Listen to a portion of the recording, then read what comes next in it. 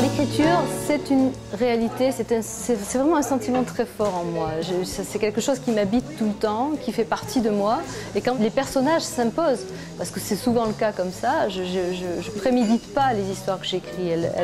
Elles arrivent soit par le biais de rêves, elles arrivent soit par le biais de lieux qui ont une magie particulière et qui m'absorbent, soit simplement parce que je rencontre des personnages au détour d'un chemin et que ces personnages-là deviennent tellement puissants en moi qu'à un moment donné, j'ai besoin de raconter leur histoire. Alors, c'est vrai que c'est extrêmement complexe, il n'y a pas de chemin d'écriture, il n'y a rien qui, à un moment donné, prémédite le livre que je vais écrire.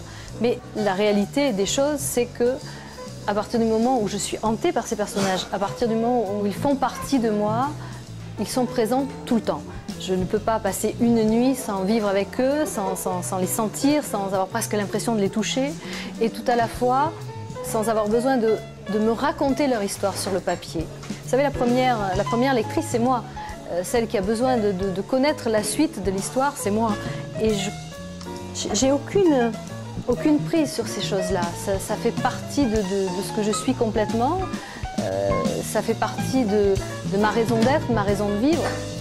Inutile de vous dire à quel point, évidemment, l'écriture m'a sauvé la vie à plusieurs reprises. En tout cas, c'est quelque chose qui me transcende complètement et que j'ai envie véritablement de faire partager à mes lecteurs. Parce que je crois que sans cette notion véritablement de partage, ben moi, j'existe pas.